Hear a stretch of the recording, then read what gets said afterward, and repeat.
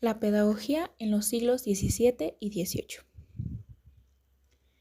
Para comenzar, tenemos la introducción que en el siglo XVIII es el siglo pedagógico por excelencia, en el cual la educación ocupa el primer plano de los pensadores y de los políticos. Filosóficamente es el siglo de la Ilustración. En este movimiento aparecen mezcladas las ideas del sensualismo y del idealismo, del empirismo y del racionalismo de los siglos anteriores. En esta presentación daré a conocer a los autores representantes de los siglos XVII y XVIII, dando énfasis a cada uno de sus aportaciones pedagógicas a la educación. Como primer tema tenemos la pedagogía del siglo XVII, que se divide en dos, empírica e idealista. La empírica está representada por Bacon. Consideraba que el conocimiento procede de la experiencia de las percepciones sensibles, por lo cual hay que partir del estudio de la naturaleza del conocimiento de las cosas. Para esto hay que emplear el método intuitivo por el cual se agrupan los hechos particulares, se experimentan y comprueban para llegar a los conceptos generales, es decir, al conocimiento. Y de la manera idealista, que fue fundada por Descartes, parte de la duda metódica, de cuestionar a las ideas recibidas. Afirma, en cambio, la sustantividad del yo y de la razón frente al mundo exterior. Lo decisivo para el conocimiento son las ideas, no las cosas. El ser pensante, no el mundo exterior. Asimismo, el empirismo e idealismo, aunque contradictorios en apariencia, se complementan en la educación y dan lugar a la pedagogía realista, que caracteriza a esta época. Como primer autor sobresaliente y representante de los siglos XVII y XVIII, tenemos a Juan Amos Comenio, el más grande y educador pedagogo del siglo XVII y uno de los más grandes de la historia. Ha sido el fundador de la didáctica y de la parte de pedagogía, pero además ha sido un pensador, un místico y un reformador social. La pedagogía de Comenio es una conjunción de ideas religiosas y de ideas realistas. Continúa en cierto modo la corriente religiosa de la Reforma y la empirista del Renacimiento. Asimismo, considera como uno de los objetivos de la educación la humanidad. El hombre no puede llegar a ser hombre si no es educado. Él tenía una frase que decía: nadie puede creer en que es un hombre verdadero a no ser que haya aprendido a formar su hombre. La principal contribución de Comenio ha sido, como ya se ha comentado, respecto al método tanto a las ciencias como a las artes y a las lenguas, que se necesita experimentar por su propia cuenta, ser un hombre, poner en práctica la humanidad. Además, dividió la escuela en 6 clases, estableciendo así un principio de enseñanza graduada.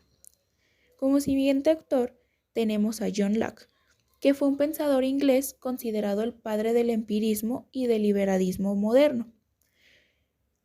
Uno de los mayores representantes de la epistemología, niega la existencia de las ideas innatas y el causalismo, rechazando la idea absoluta en favor de la probabilística matemática, y afirmaba que antes de la experiencia el entendimiento se encuentra vacío como una hoja en blanco.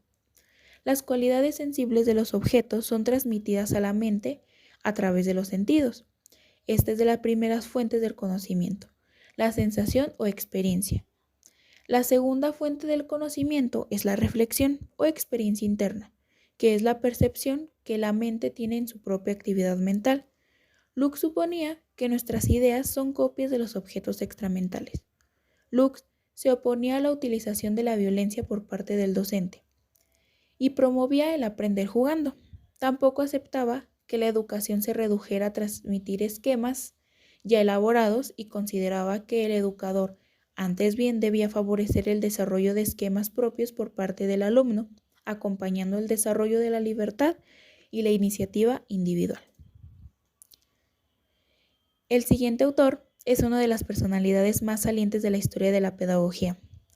Se ha dicho que la pedagogía de Rawls es naturalista, que predica el evangelio de la naturaleza frente a la cultura y la sociedad. Otro principio esencial de la pedagogía de Rawls es de la actividad. En primer, aprender por la propia experiencia en vez de por la enseñanza de los demás. Él decía que tenemos que hacer al alumno atento a los fenómenos de la naturaleza, porque pronto lo harás curioso para alimentar su curiosidad. No te apures para satisfacerla. Pon a su alcance las cuestiones y déjalas que las resuelve. Que no sepa nada porque no le habías dicho, sino porque él no ha comprendido. Que no aprenda la ciencia, sino que la invente. En este sentido, Roses es también uno de los precursores de la escuela activa moderna. Él ha sido el primero que ha visto claramente la diferencia entre la mente del niño y la del adulto. El primero que ha reconocido la infancia como una edad propia, como una etapa con caracteres peculiares que ha de estudiar y respetar. Antes del niño era solo un hombre pequeño, que la educación ha de entender al aspecto físico como el intelectual y moral, y que en ella el sentimiento, la vida afectiva tiene que ocupar un lugar importante como la razón. En suma, que la educación debe ser integral, total, humana. Y por último tenemos a Juan Enrique Pestalozzi, el genio mayor, la figura más noble de la educación y de la pedagogía. Así es como es el educador por la excelencia y el fundador de la Escuela Primaria Popular. Sus pensamientos sobre la educación se hallan fundamentalmente inspirados en el espíritu humanitario, en su afán de mejorar la situación del pueblo. La familia para él es el núcleo primordial en el cual las demás instituciones sociales, las capacidades humanas a que Pestalozzi se refiere, se revelan con el triple actividad de espíritu, corazón y mano, es decir, de la vida intelectual, la vida moral y la vida práctica o técnica, las cuales han de ser cultivadas integral y armoniosamente, y no de un modo unilateral y parcial. La educación intelectual se basa en la intuición, la cual es uno de los principios esenciales de la pedagogía de Pestalozzi. Otra idea esencial de Pestalozzi es la de la actividad en la educación. En las escuelas que creó, los niños trabajaban al mismo tiempo que aprendían, o mejor, aprendían trabajando, haciendo, teniendo como siguiente tema el realismo pedagógico, que se basaba en los métodos de la inducción y la intuición como base de todos los saberes. Del realismo supone romper con el sistema de enseñanza que venía dándose hasta entonces, el humanismo. Algunas de sus características fue que surge en la época de la ciencia, la pedagogía se construye a partir de las cosas mismas, simplificación y sencillez del estudio y enseñanza intuitiva.